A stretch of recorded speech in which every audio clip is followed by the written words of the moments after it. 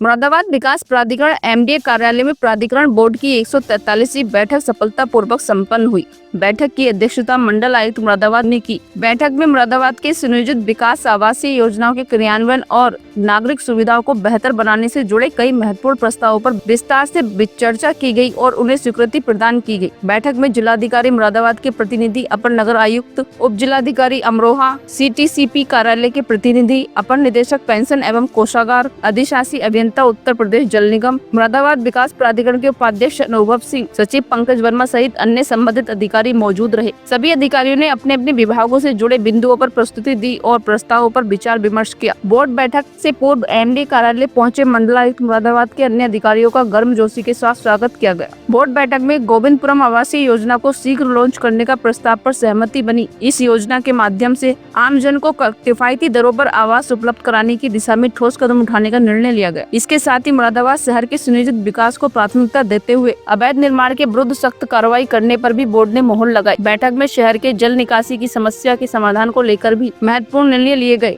बरसात के मौसम में जल भराव से निजात दिलाने के लिए नालों, नालियों और ड्रेनेज सिस्टम को सुदृढ़ करने के निर्देश दिए गए। वहीं पुरानी संपत्तियों के सर्किल रेट में कमी करने के प्रस्ताव को भी स्वीकृति दी गई, जिससे आम नागरिकों को आर्थिक राहत मिलने की उम्मीद है। इसके अतिरिक्त संविदा कर्मचारियों के वेतन में वृद्धि के प्रस्ताव पर बोर्ड ने सहमति जताई, जिससे कर्मचारियों में संतोष और कार्य क्षमता बढ़ेगी। बैठक के दौरान एमडीए बोर्ड के सदस्य राजू कार्ला ने भी अपनी बात रखी और सभी प्रस्तावों पर सहमति व्यक्त की। शहर के सर्वांगीण विकास को लेकर मुरादाबाद डेवलपमेंट अथॉरिटी की हर 3 माह में बोर्ड की बैठक होती है। आज भी प्राधिकरण बोर्ड की बैठक थी, जो एक बहुत अच्छे सौहार्दपूर्ण माहौल में एक बैठक हुई, जिसमें मुरादाबाद में एक सुनियोजित विकास हो और जो अटके हुए काम है वो कैसे अच्छे ढंग से सुचारू रूप से प्राधिकरण उनको कर पाएगा, उसको लेकर आज प्राधिकरण बोर्ड की एक बैठक रही थी, जिसमें कर्मचारियों के, आम पब्लिक के बहुत सारे विषय बोर्ड बैठक में आए थे, जो पब्लिक के हित के विषय थे। सभी पर अच्छे से रहा। और आपकी तरफ से कोई विषय उठाया गया? मेरी तरफ से 2-3 विषय उठाए गए थे।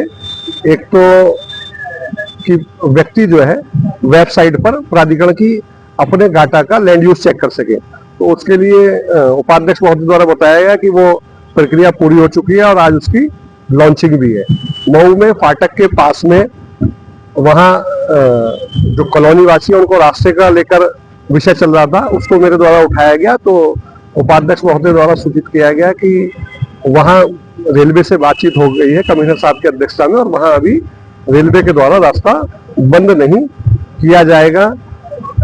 कुछ और लोगों के विषय थे, उनकी रजिस्ट्री हो चुकी है और आज तक उनको कब्जा नहीं मिल पाया है। ऐसे भी विषय प्राधिकरण बोर्ड में मेरे द्वारा उठाए गए और जिसपे बोर्ड ने अपनी सहमति दी।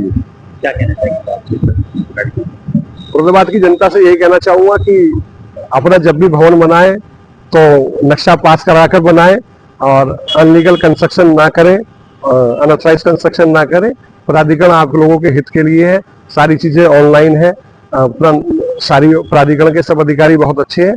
किसी भी सूचना के लिए प्राधिकरण में आके सूचना ले, जानकारी ले, उसके बाद ही अपना कंस्ट्रक्शन स्टार्ट करें। बिचौलियों के जो दलाल टाइप लोग हैं उनके चक्कर में न पड़े।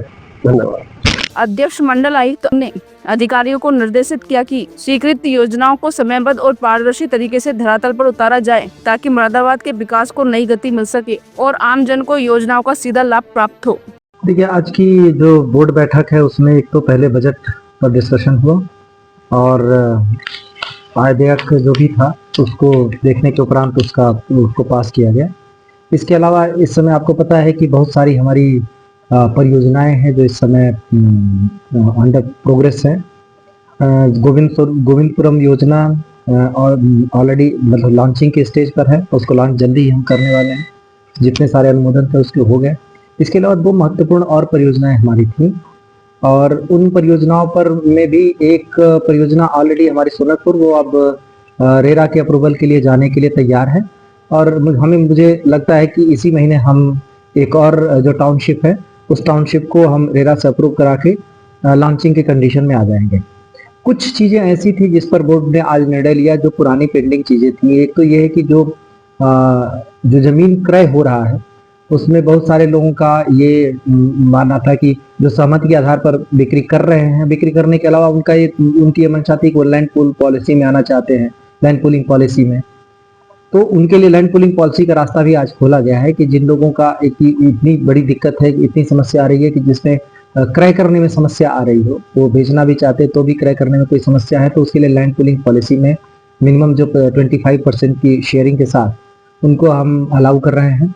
पर इसके साथ एक और भी चीज़ है कि हम इसके लिए कंपल्सरी एक्विजिशन में भी, एक्विजिशन के मामले में भी जा रहे हैं, एक्विजिशन के लिए भी नोटिफिकेशन कर रहे हैं, क्योंकि कई सारे जो एरिया है जहाँ पे हम डेवलपमेंट कर रहे हैं वहाँ पे अवैध प्लॉटिंग करने वालों ने ज़्यादा उस पर बाधाएं उत्पन्न की हैं। तो इसके कारण हमें वहाँ पे एक्विजिशन का नोटिफिकेशन भी जारी करने के लिए बोर्ड ने अनुमति दे दी है। कुछ चीज़ें ऐसी जैसे पुराने प्राधिकरण की संपत्तियां हैं, उन संपत्तियों की अभी तक बिक्री में समस्या आ रही थी, कुछ तो बिकी, कुछ अभी नहीं बिक रही थी। तो एक तो हमने उसकी दर को फ्रीज कर दिया और लंबे समय से उसको फ्रीज करके चले आ रहे हैं कि अब उसकी दरें लंबे समय से बढ़ा नहीं रहे और आगे भी नहीं बढ़ेंगी।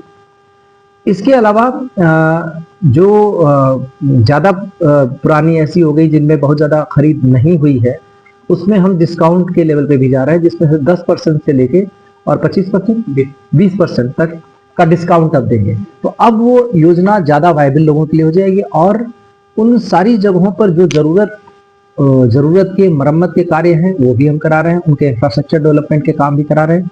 उन सब के लिए आज बोर्ड ने अनुमति दी है। उसके अरावली एनक्लेव है, उसमें कुछ भवन ऐसे हैं जो विक्रय नहीं हो रहे थे और भवन जर्जर हो रहे थे, तो उनका पुनर्मूल्यांकन में भी हम जा रहे हैं। सोर्सिंग हब एक बहुत बड़ा इश्यू बना हुआ है, लगातार सोर्सिंग हब के बारे में लोग कह भी रहे हैं। उसमें कुछ ऐसी तकनीकी दिक्कतें हैं क्योंकि वो गवर्नमेंट ऑफ इंडिया से उसमें की शर्तों से हम बंधे हुए हैं, उन शर्तों के अधीन हमें काम करना है। केवल अगर प्राधिकरण को अपने तरीके से काम करना होता तो अभी तक सोर्सिंग हब का समस्या का समाधान हो चुका होता, लेकिन चूंकि उसमें गवर्नमेंट ऑफ इंडिया का पैसा भी लगा है और उसमें उसकी शर्तें भी हैं। उन शर्तों के अधीन रहते हुए सोर्सिंग हब को तत्काल कैसे शुरू कर सकते हैं, इस पर आज बात हुई और उस पर मुझे उम्मीद है कि अगले 2 या 3 महीने के अंदर सोर्सिंग हब एक नए कलेवर में लोगों के सामने दिखेगा। मुझे पूरा विश्वास है कि इसमें हम इन्वेस्टर्स भी जो जरूरी इन्वेस्टर है उसको लेके हम आने में कामयाब होंगे।